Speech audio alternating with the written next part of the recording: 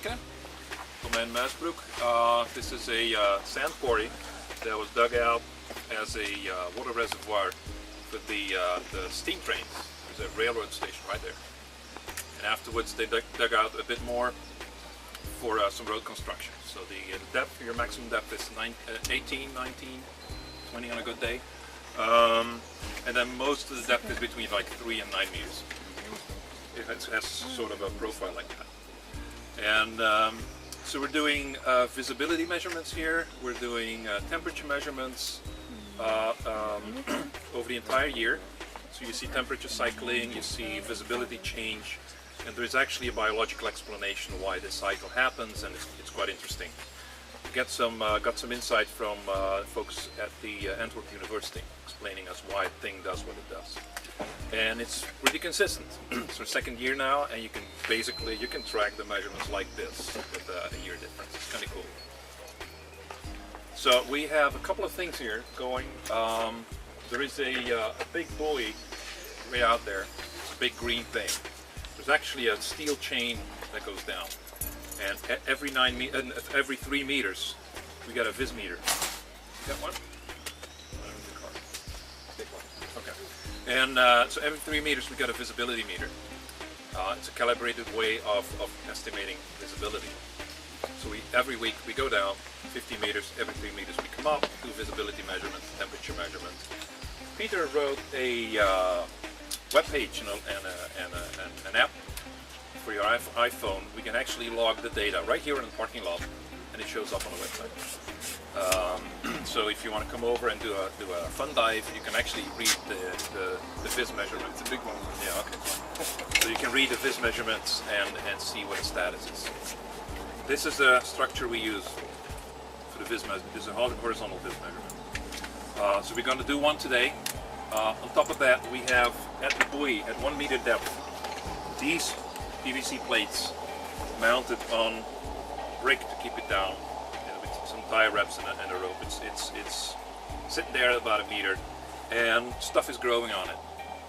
And every 3 months, we dig them up, bring them here, check what's on there. We clean 2 of them. Is that right? Clean 2 of them. The other 2 remain in the state they are. We bring them back.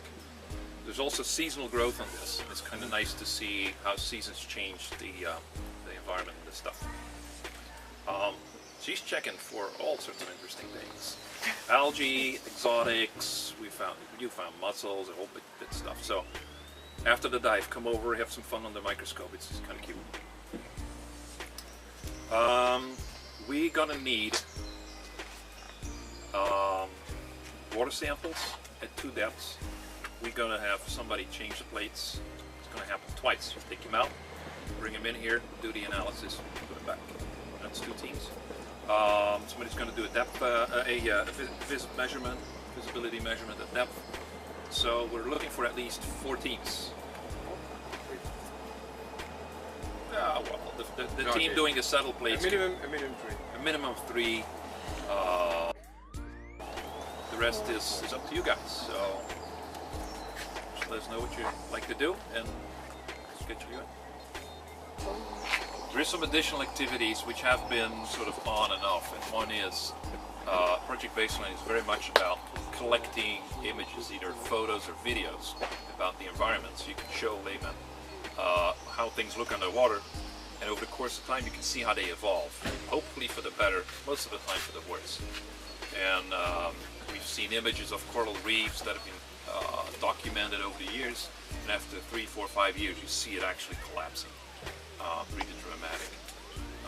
Some of that is being used in basically for environmental reasons, adding political support to protect the environment. That's it. So that's roughly that's the main underlying thing about Project Baseline, is creating awareness, creating respect for your environment, and then people that don't have the opportunity to join us underwater to show what's out there, what's happening. This is not under threat. I mean, this is a well-preserved area. It's well managed, so we're lucky here, and it's quite easy environment to collect stuff. So it was our first trial here. We have additional Project Baseline projects running, one in the Ardennes in a defunct mine. Is the name, is that right? Yeah, the name. So that's for cave divers. I'm not going in there. So the real divers, they go in there, collect the same thing, visibility, temperatures, see how things change over time, lots of photos. And then we just started last March, April, I think it was, a new baseline, Project Baseline in near Mechelen, just north of Brussels. That one is important in terms of collecting data for environment to support the environmental activity. It's a region that was recently acquired, and they're looking for plans to develop the site as an environmental protected area to increase biodiversity and stuff. And the guys managing the site, they never dive, they have no idea. So they asked us, can you go in there, collect images, tell us what you see if there's anything worth preserving, or should we change the ponds into something that's more like more reeds or something that would attract waterfowl and bird life and stuff. That water body is not open to the public, not above water, not underwater, so we're quite privileged that we can go dive there. It's fun. So, whenever you're interested, you're more than welcome to join us. So we're going to need one dive team to do a visibility measurement, sort of the routine measurement, like visibility and temperature. It's helpful if you've done it before. If not, we show you how to do it. It's easy. You just need pretty good buoyancy skills, and you need to be able to swim backwards. Then another team is going to go in dry suit with no dive gear, swim above the water surface to the buoy over there, and you just pick up settle plates. You swim back with it like a bucket or something. Gotta keep it wet, bring it in. Else it's gonna study and see what you can find. So, any volunteers for that? I do. You go settle plates. En water samples. Ah, zwemmen. Zwemmen.